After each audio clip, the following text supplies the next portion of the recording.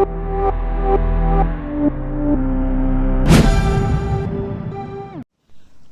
Student, welcome to our channel CS engineering Gyan. आज की database के ट्यूटोरियल में हम लोग नेक्स्ट पॉइंट देखेंगे, इसमें advantage and disadvantage of DBMS. DBMS के क्या एडवांटेजेस होते हैं, क्या डिसएडवांटेज होते हैं, वो हम लोग आज के ट्यूटोरियल में कवर करेंगे। तो सबसे पहला है एडवांटेज ऑफ डीबीएमएस। डीबीएमएस का सबसे पहला एडवांटेज होता है आपका कंट्रोल डेटाबेस रिडंडेंसी। रिडंडेंसी का मीनिंग यहाँ पर होता है रिपीटिशन। जैसे आपकी फाइल है, फाइल आपकी गुम हो जाए या फाइल में कुछ प्रॉब्लम हो गई, आपको पता नहीं है कि आपने पहले से राइटअप किया नहीं किया है, तो आप दोबारा से उसे राइटअप कर सकते हैं। बट अगर आपने एक डेटाबेस क्रिएट करके रखा है टेबल फॉर्मेट पे, तो रिडंडेंसी, रिपीटिशन होने के चांसेस जो होते हैं वो बहुत कम होते हैं। So it can control data redundancy because it store all data in one single database file and that recorded data is place in a database. Database में आपका रिकॉर्डेड डेटा जो होता है वो प्लेस होता है, तो उसमें रिपीटिशन की प्रॉब्लम जो होती है वो कम होती है आपकी। Data sharing in DBMS, the authorized user of a organization can share the data among multiple user. एक authorized user same database को multiple user को share कर सकता है through database. डेटाबेस में आपने एक टेबल बनाई है, उसी टेबल को आप एक यूजर को भी सेंड कर सकते हैं और मल्टीपल यूजर को भी सेंड कर सकते हैं, तो शेयरिंग ईजी हो जाती है।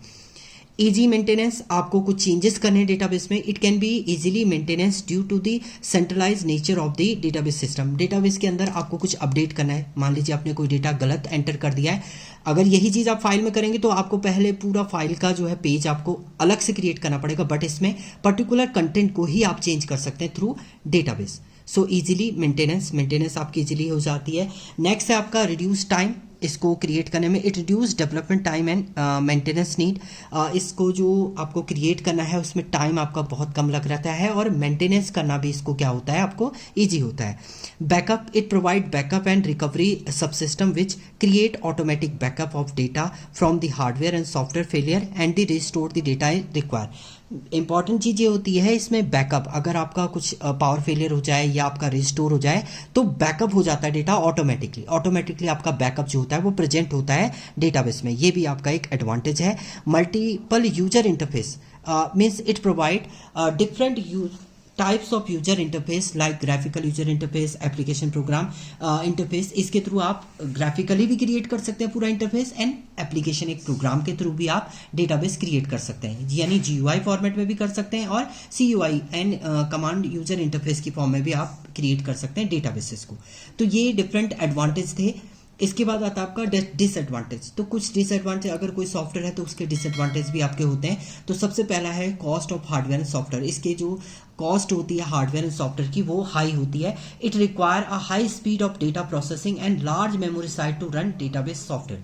डेटाबेस सॉफ्टवेयर को रन करने के लिए आपको स्पेस भी बहुत ज़्यादा चाहिए, मेमोरी साइज भी आपको ज़्यादा चाहिए एंड इसकी कॉस्ट जो होती है हार्डवेयर एंड सॉफ्टवेयर को मेंटेन करने की कॉस्ट जो होती है वो हाई होती है आपकी डेटाबेस की। दूसरा साइज वही है आपका, मेमोरी जो है ऑक्यूपाई जो होता है ये ज़्यादा करता है, occupy large space of disk and large memory to run them if efficiently आपको लार्ज मेमोरी चाहिए कि इसको एग्जीक्यूट करना है। Complexity, database system create additional complexity and requirement. इसमें जो डेटाबेस का स्ट्रक्चर जो होता है वो आपका कॉम्प्लेक्स हो जाता है, तो इसे मैनेज करना भी आपका जो होता है वो थोड़ा सा डिफिकल्ट हो जाता है। लास्ट आता है आपका higher impact of failure. A failure is a high impact the database because in most of the organization all data stored in a single database, and if the database is damaged due to the electric failure or database corrupted then the data may be lost forever. Means आपका सारा data एक ही जगह पे store होता है, अगर आपका power failure हो जाए या आपका डेटाबेस कुछ डैमेज हो जाए तो उस कंडीशन में आपका रिकवर करना जो होता है वो इसमें बैड हो जाता है। तो इसलिए हायर इम्पैक्ट ऑफ फेलियर होने के चांसेस जो होते हैं वो बहुत ज़्यादा होते हैं आपके डेटाबेसेस में। तो ये डिसएडवांटेज थे। Cost of hardware and software high होता है, साइज आपका ज़्यादा होता है इसको एक्सेस करने का, कॉम्प्लेक्स होता है, हायर इम्पैक्ट ऑफ फेलियर होता है। इसके अलावा एडवांटेज की बात करेंगे तो मेनली आप एडवांटेज हम लोग देखते हैं, डिसएडवांटेज तो हर एक सॉफ्टवेयर के आपके होते ही होते हैं अगर कोई सॉफ्टवेयर आप क्रिएट करें, बट एडवांटेज बेटर होते हैं, इसलिए हम लोग DBMS पे वर्क करते हैं। तो DBMS ही आपका क्रिएट होता है हर एक डेटाबेस का। तो ये थे आपके advantage and disadvantage of database. And इसके बाद नेक्स्ट ट्यूटोरियल में हम लोग देखेंगे types of databases. Thank you student.